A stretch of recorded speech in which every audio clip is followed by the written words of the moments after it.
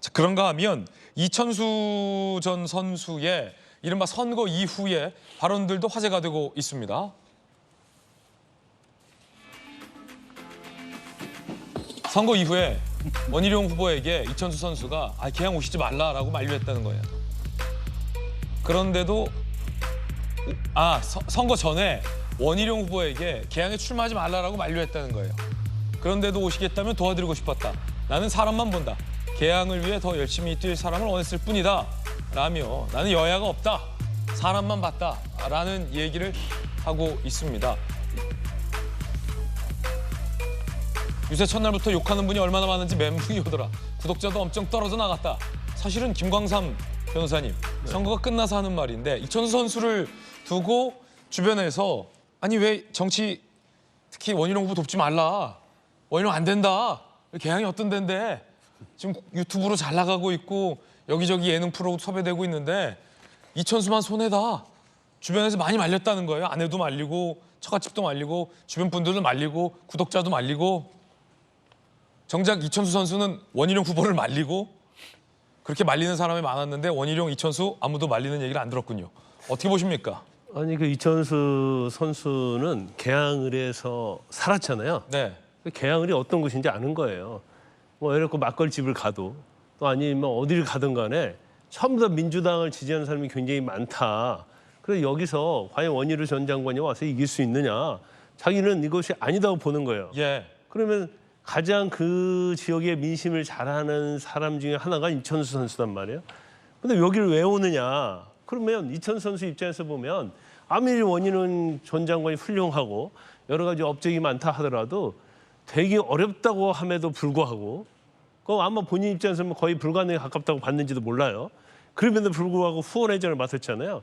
근데 정치인의 후원회장 맡는 것이요. 일반적인 어떠한 뭐 사람은 뭐 어쩔지 모르겠지만 유명세가 있더랄지 셀럽이랄지 이런 사람들은요. 엄청나게 부담스럽습니다.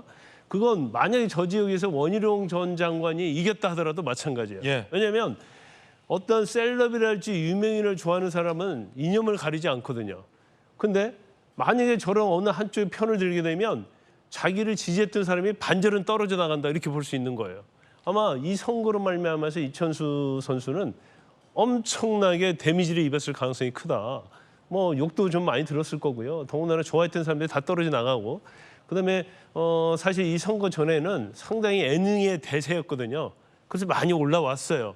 근데 이것으로 인해서 아마 방송국이랄지 프로그램에서 섭외가 굉장히 많이 줄었을 겁니다. 그럼에도 불구하고 이천수 선수는 원희룡 전 장관의 마음과 똑같은 거죠. 진다 할지라도 이기기 힘든다 할지라도 내가 보니까 원희룡 전 장관이 사람이 훌륭하다. 그럼 이런 사람이 개항을 해도 되는 게 맞지 않겠느냐 하면서 사실은 자기가 질 걸 예상하고 후원회장을 했기 때문에 저 모습은 굉장히 제가 볼 때는 뭐 박수 쳐줘야 할 그런 모습이다 봅니다. 박정환님은? 이번 선거 과정 통해서 원희룡 의원이 후보가 부러웠던 적이 딱 하나 있어요. 그게 저는 이천수 선수예요. 예. 사실은 선거라는 게 뭐예요? 사람의 마음을 얻는 작업이거든요. 사람의 마음을 얻는 작업이라는 건 내 곁에 둘 수 있는 사람을 평생 갈 수 있는 사람을 얻는 과정이기도 해요.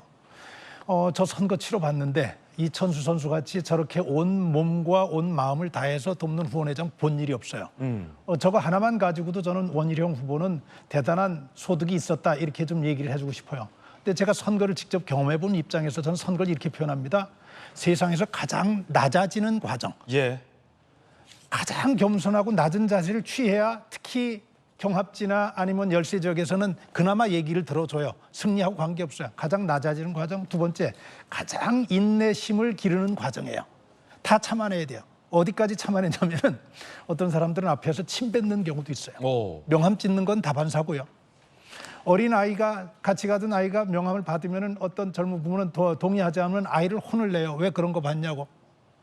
그런 과정들을 다 참아내는데 이번에 이천수 후원회장은 그 과정을 다 경험한 거예요. 뭐를 하면서 본인이 유리하지 않은 선거 지역이라는 걸 이해하고 알면서 말리는 사람한테까지를 위해서도 저렇게 한 거예요. 불리한 지역. 이 얘기도 했잖아요. 이천수 후원회장이 송영길을 도울 때는 단 한 차례의 비난도 협박도 없었다. 근데 지금 수만 건을 받았다. 이게 뭐냐? 또 한마디를 더 합니다. 월드컵 때는 한 팀이 됐던 국민이 선거 때가 되니까 빨강과 파랑으로 나눠가지고 이렇게 갈라지는 모습이 참 섬뜩했다. 대한민국이 숨어있는 평상시가 아니라 선거 때만 나타나는 이상한 이른바 분열적 현상, 위험한 현상을 이제 몸으로 체득한 거죠. 그렇군요. 저는 이천수 후원회장 개인적으로 그런 어떤 용기라고 생각하고 마지막까지 끝나고 낙선 인사까지 같이 하고 다니더라고요. 그 모습 보고 어떤 생각이었냐면 밥 한 번 사주고 싶다. 예, 이천수 선수 연락하시면 내가 꼭 한번 밥 한 번 살게요. 예, 사실 이천수 선수 입장에서는 민주당 후보를 위해서 지지 선언도 했었고 국민의힘 후보를 또 지지한 거기 때문에 어떻게 보면 이천수 선수만큼 여야가 굉장히 균형 잡힌 사람은 없을 텐데 그럼요. 예. 이천수 선수에 대해서 비난을 하고 혹은 굉장히 물리적인 막 폭력적인 행동을 하는 걸 이천수 선수가 그걸 다 봐왔으니까 네네. 월드컵과 다르다라는 그 말이 상당히 여운에 남는군요.